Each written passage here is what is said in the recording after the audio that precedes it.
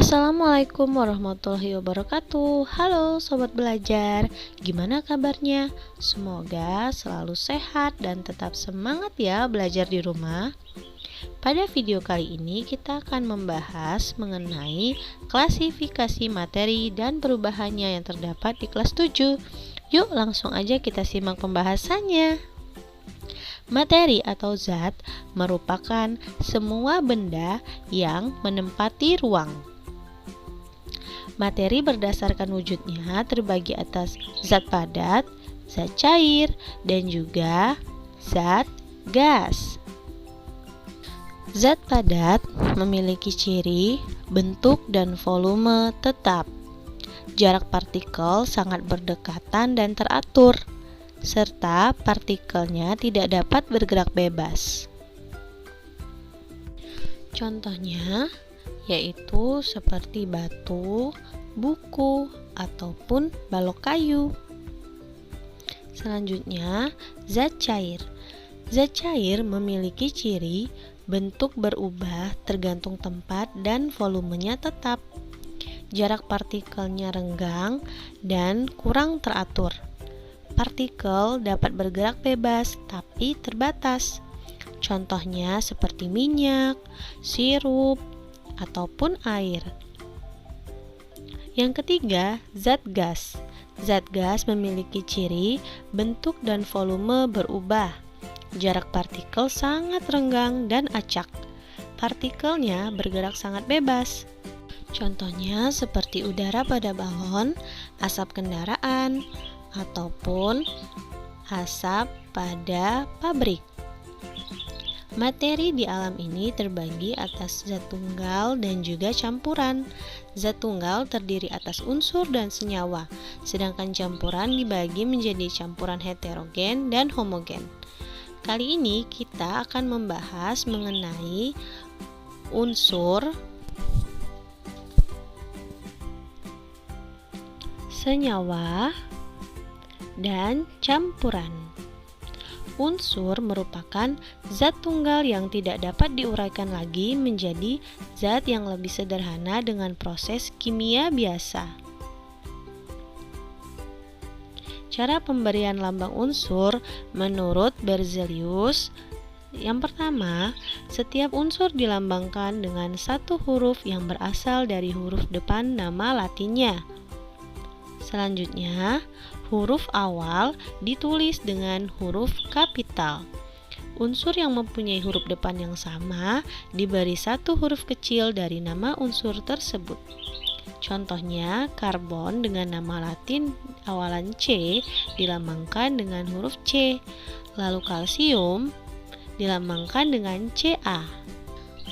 Unsur di alam terbagi dua, yaitu unsur logam dan juga unsur non-logam.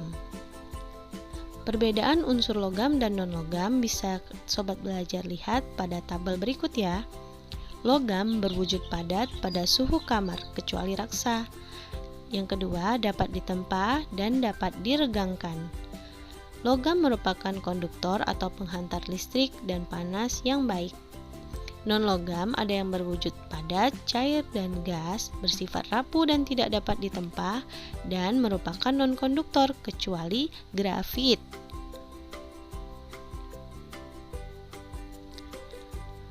Tabel unsur logam berikut ini. Ada aluminium, emas, perak, kalsium, tembaga, besi, natrium, timbal, dan timah. Lalu ada juga tabel untuk unsur non-logam, yaitu oksigen, hidrogen, karbon, belerang, fosfor, nitrogen, dan iodin. Selanjutnya, senyawa merupakan zat tunggal yang dapat diuraikan menjadi dua jenis atau lebih zat yang lebih sederhana dengan cara kimia. Contohnya air yang terdiri dari unsur hidrogen, dua unsur hidrogen dan juga oksigen. Dan sobat belajar bisa lihat contoh pada tabel ini ya. Ini adalah contoh senyawa yang ada di sekitar kita. Air, garam dapur atau natrium klorida yang terdiri atas natrium dan klorin, lalu gula tebu atau sukrosa yang terdiri atas karbon, hidrogen, dan juga oksigen. Selanjutnya, campuran merupakan suatu materi yang terdiri atas dua zat atau lebih dan masih mempunyai sifat zat asalnya. Campuran terbagi atas campuran homogen, yaitu campuran yang tidak dapat dibedakan zat-zat yang tercampur di dalamnya. Campuran heterogen merupakan zat yang tidak dapat bercampur satu dengan lain secara sempurna sehingga dapat dikenali penyusunnya. Contoh campuran homogen seperti air gula atau larutan garam. Campuran heterogen itu seperti campuran antara air dan minyak. Selanjutnya, pemisahan campuran. Yang pertama, filtrasi atau penyaringan merupakan metode untuk memisahkan cairan dan padatan yang tidak larut berdasarkan pada perbedaan ukuran partikel zat-zat yang bercampur. Contohnya penyaringan air sumur yang keruh. Kemudian ada juga sentrifugasi, digunakan untuk memisahkan sel-sel darah merah dan sel-sel darah putih dari plasma darah. Selanjutnya, distilasi atau penyulingan didasarkan pada perbedaan titik didih dari zat cair yang bercampur sehingga saat menguap setiap zat akan terpisah. Contohnya penyulingan minyak bumi. Selanjutnya ada kromatografi, didasarkan pada perbedaan kecepatan merambat antara partikel-partikel zat yang bercampur dalam satu medium diam ketika dialiri suatu medium gerak. Contohnya, pemisahan zat warna dan tes urin yang dicurigai menggunakan obat terlarang. Kemudian ada sublimasi, didasarkan pada campuran zat yang memiliki satu zat yang dapat menyublim, sedangkan zat lainnya tidak dapat menyublim. Contohnya, pemisahan campuran iodin dengan garam. Perbedaan unsur, senyawa, dan campuran bisa dilihat pada tabel berikut. Unsur merupakan zat tunggal, tidak dapat diuraikan, terdiri atas satu jenis atom. Senyawa merupakan zat tunggal, dapat diuraikan, tersusun atas dua jenis atom atau lebih, dan perbandingan massa zat penyusunnya tetap. Lalu campuran merupakan campuran, dapat diuraikan, tersusun atas dua jenis molekul atau atom atau lebih, dan perbandingan massa zat penyusunnya tidak tetap. Selanjutnya, perubahan zat. Yang pertama, perubahan fisika, yaitu perubahan yang tidak disertai dengan terbentuknya zat baru. Contohnya menguap, mengembun, mencair, membeku, menyublim, dan melarut.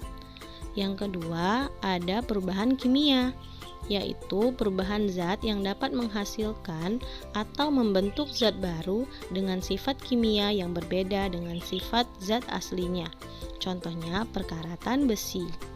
Sekarang, ayo kita kerjakan soal berikut ini. Golongkanlah zat-zat di bawah ini dengan memberi tanda centang pada kolom yang tersedia.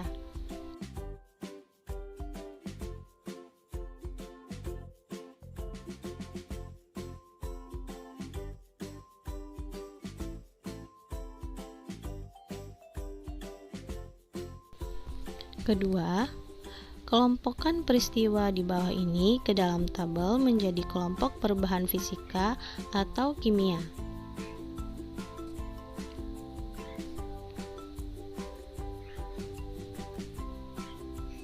Ini berikut tabelnya ya. Oke, sobat belajar. Sampai di sini dulu ya perjumpaan kita. Selamat mengerjakan dan tetap jaga kesehatan. Makasih sudah menyaksikan video ini. Sampai bertemu di pertemuan selanjutnya. Assalamualaikum warahmatullahi wabarakatuh.